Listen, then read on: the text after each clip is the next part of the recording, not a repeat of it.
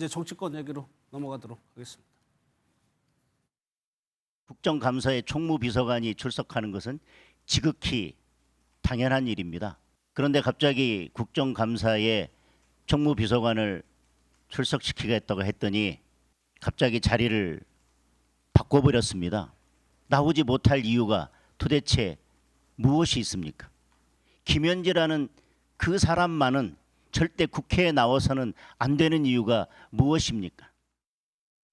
대통령실 인사 시스템 뭐 이런 것을 잘 모르는 게 아닌가. 그 대통령실이 국감을 의식해서 인사를 이렇게 변경을 했고 뭐 자리를 바꿨다 이런 주장은 너무 좀 과대망상적인 그런 주장이 아닐까 그렇게 생각이 들고 김현지 비서관의 가장 능력을 발휘할 수 있는 적재적소의 인사 재배치를 한 것일 뿐이다.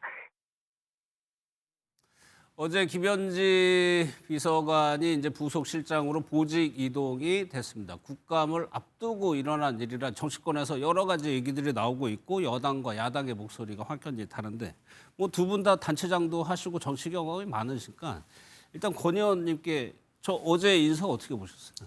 사서 매를 벌어요. 아니 저렇게 할 일이 뭐 있어요. 지금 저는 사실은 김현지란 존재 자체에 대해서 그렇게 잘 몰랐어요. 모르고 나중에 이제 김현지가 실세다. 오랫동안 대통령을 가족처럼 그렇게 모셨고 그래서 굉장히 세다. 그 예. 김현지 앞에서는 국회의원들도 함부로 이렇게 김현지 못한다. 그 얘기까지는 들었지. 예. 김현지가 실제로 저렇게 센지 몰랐는데 이번에 국감 증인 문제를 가지고 민주당과 어제 또 대통령실 인사까지 하는 걸 보면서 야 정말 세기는 세구나라는 그렇게 걸 느끼셨어요? 그럼요. 느꼈죠. 이게 1992년도 노태우 정부 이래로 단 한 번도 총무비서관이 국정감사 증인으로 이건 당연직 기간 증인이에요. 저걸 뭐 당연직 기간 증인으로 들어오는 거예요. 그러면은 그냥 묻혀서 들어오면 돼요. 근데 저 사람을 빼기 위해서 민주당 지도부가 실드를 치고 그 실드를 치는 내용이 뭐냐면 이유가 뭐냐면은 대통령을 공격하기 위한 그런 정쟁용으로 삼을 거기 때문에 그러면은 상식적으로 김현지가 나오면은 대통령을 공격하는 게 된다? 그럼 김현지는 대통령에 대해서 얼마나 많은 이걸 가지고 있을까? 당연히 그렇게 되는 거 아닙니까? 그런데 한술 더 뜬 거예요. 이걸 인사를 그냥 단행해서 관례적으로 나오지 않는 제1부속실장은 안 나온단 말이에요. 그 자리를 또 갖다 앉히는 거는 아니 대통령실도 민주당 지도부하고 똑같이 김현지는 절대 못 보내. 이 선언한 거 아닙니까? 그러니까 세간에는 김현지가 나오면은 대장동 문제에 대해서도 백현동 문제에 대해서도 이재명의 사법 리스크에 대한 비밀을 너무 많이 알고 있으니까 아마 법화 부분들도 김현지는 다 알고 있으니까 뭐 이렇게 더 의혹을 더 부풀려 가는 거 아니겠습니까? 예. 이런다고 해가지고 덮여지는 거 아니라 아마 김현지는 앞으로 대통령실에 있는 한 이 정권의 아킬레스건이 될 거예요. 이거는 민주당과 이 정권이 그렇게 지금 만들어 놓은 겁니다. 알겠습니다. 김현지 실장이라고 이제 직함 좀 붙여주세요. 네, 실장.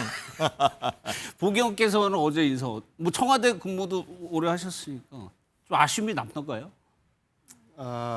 이제 김현지 비서관이 총무에서 제1부속으로 옮긴 게 하나가 포인트고, 그 다음에 이제 그 김남준 비서관이 대변인으로 가면서 그렇죠. 이제 2인 두 가지죠. 대변인 체제로 만든 것. 이거는 대통령 비서실을 효율적으로 운영하기 위해서 뭐 언제든지 이건 바꿀 수 있는 건데요. 다만 시기가 국정감사 증인으로 출석 여부가 관심거리인 김현지 비서관이 이제 자리를 옮기면서 전통적으로 관례적으로 국감 증인으로 출석하지 않는 자리로 간 것이 일종의 회피용 아니냐, 이제 이것에 대한 그 야당의 지적인데요. 뭐 지적할 수 있다고 봅니다. 시기적으로 그런 오해를 살 수도 있어요. 그런데 맨 처음 총무비서관으로 있을 때의 출석에 대해서 저는 뭐 민주당에서 반대할 이유가 없었다고 봐요. 찬성을 했어야 하는데 왜 반대했느냐라고 제가 확인을 해보니까 이미 정쟁거리로 확대시킨다. 아까 말씀하셨던 것처럼 이재명 대통령에게 여러 가지 혐의로 수사가 진행됐고 기소가 되었고 한데 결국은 김현지를 통해서 국정감사의 방향을 예. 그쪽 의혹으로 맞춰가면서 그 다시 이재명 대통령을 일종의 전국 혼란의 중심으로 만든다. 그러니까 공세의 대상으로 그렇습니다. 삼았다. 그렇게 그 국민의힘의 작전이 뻔히 보이니까 예. 그러면 아예 대상자를 내보내지 말자라는 생각을 했었던 것 같아요. 예. 저는 이제 그 판단에 대해서는 좀 다릅니다. 저는 그럼에도 불구하고 정면 승부를 했었어야 되는 것 아닌가라는 생각인데 예. 지금은 어쨌든지 간에 어떤 이유인지 뭐 제가 시기적으로 별로 좋지는 않지만 오해를 받을 수 있지만 어떤 이유인지 보직 이동이 됐어요. 그러면 예. 부속실장을 부르는 예는 없습니다. 그 부속실장 안 나와도 된다. 부속실장 관례적으로 안 부르는 나오는데. 예는 없고 그리고 새로운 총무비서관이 그 이전 총무비서관의 업무에 대해서도 당연히 우리가 장관 바뀌고 나면 여러 가지 질문하지 않습니까? 예, 예. 총리한테도 그렇고 바뀌고 나면 그 이전 것도 다 질문해요. 그런 것처럼 저는 이제 새로 신임 그 그 총무비서관에게 물어야 될 것들에 대해서 이제 물으면 되는데 예. 실제 묻고 싶은 게 총무비서관 업무에 대해서 묻고 싶은 게 아니잖아요. 그러니까 국민의힘 입장에서는 좀 약도 오르고 답답하고 그러면서 일종의 그 증인 회피용 인사이동 아니냐 예. 뭐 이렇게 이제 비판을 하는데 저는 두 부분 다 좀 아쉽습니다. 아니 하나만 더 여쭤볼게요. 어제 대통령실에서 국회 요구가 있으면 출석하겠다라고 얘기를 했습니다. 근데 그 키는 민주당이 쥐고 있는 거잖아요. 민주당 입장에서는 현재 부속실장으로 옮긴 김현지 비서관을 증인으로 출석시키는데 동의하기가 어렵죠. 만약에 그런 관례가 만들어진다라고 하면 전직 장관 불러라, 전직 차관 불러라, 전직 누구 불러라 라는 것들이 시작될 수가 있는 겁니다. 예, 예. 그렇기 때문에 그러한 거는 새로운 정치권의 새로운 관례를 만들어 나가는 것이라 실제 동의하기가 어렵고 예. 아마 그런 부분을 국민의힘에서도 아는데 이제 이 부분은 국민들이 볼 때 아니 뭐가 조금 당당하지 못한 것들이 있나 왜 안 나오지? 라는 이제 궁금증을 국민들은 가질 수 있다고 봐요. 그렇기 예. 때문에 국민의힘에서는 좀 정치적으로 재미 볼 수 있다.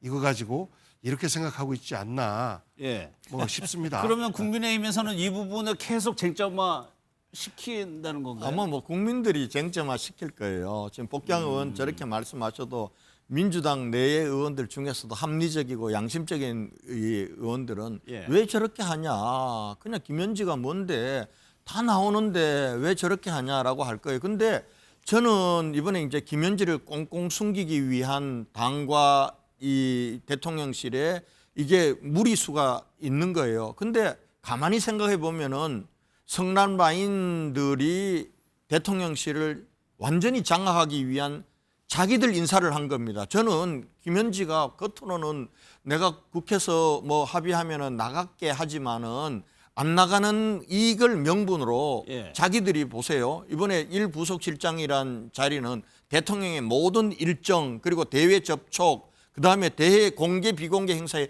다 가는 그야말로 문거리 권력의 최정점입니다. 그 자리로 자기가 옮겨간 겁니다. 옮겨가고 그리고 나서 대변인 강유정에 대해서 그동안 못마땅했거든요. 대통령 입을 하라 그러니까 대통령 입은 하지 않고 자기 정치에 입을 했단 말이에요. 그러다가 지금 조희대 대법관 사퇴시켜야 된다라는데도 원칙적으로 공감한다. 엄청난 실수를 해가지고 정무비 수석이 나와서 다시 해명까지 해야 되는 이런 상황 만들었는데 성남 라인들이 볼 때는 야 저거 놔둬서는 안 되겠다고 생각한 겁니다. 그러니까 윤기천 다시 투입시키는 거예요. 네. 그래서 이번에는 대변인실 그리고 이 정무 그리고 대통령의 일정 메시지 다 장악하고 총무비서관은 또 총무비서관대로 성남 라인들이 장악한 겁니다. 그러니까 김현지, 윤기천 그리고 김남준 이 성남 3인방이 예. 대통령실을 다 장악했다고 보면 되는 겁니다. 그러니까 이게 더 나쁜 거예요. 국감에 자기가 당연히 나와야 될 걸 안 나오기 위한 수단으로 이걸 자기 보직을 바꾸면서 이렇게 대통령실을 성남 라인들이 다 장악하는 저는요 이게 잠시는 국민들을 속일 수 있어요. 그리고 야당의 칼날을 무디게 할 수 있어요. 언제까지 안 될 겁니다. 예. 그럼 이른바 그 성남 라인 대통령실의 성남 라인 얘기에 대해서 해석을 권영께서 이렇게 하셨는데 다른 해석이시겠죠? 그러니까 윤석열 대통령처럼 검사들 라인을 데리고 와서 가까이에 포진시키는 예. 이런 경우와 이제 김현지 비서관 같은 경우에는 이재명 대통령이 시민사회 활동을 할 때부터 함께 활동했던 일종의 가까운 동지이고 예. 그다음에 김남준 같은 경우에는 김남준 대변인 같은 경우에는 그 지역 언론인 출신이면서 성남시장 때부터 호흡을 맞춰왔고 예. 그리고 이제 윤기춘 비서관 같은 경우에는 공무원 출신이에요. 예. 호흡을 쭉 맞췄던 사람들이 비서 역할을 하는 것은 어찌 보면 당연한 겁니다. 비서는 하면 오가 아닌데 안돼라고 들어줄 수 있어야 돼요. 예. 이제 그렇게 가까이에서 일하는 사람들은 당연히 비서로 쓰는 거는 당연한데 여기에 이 문을 닫아 놓느냐.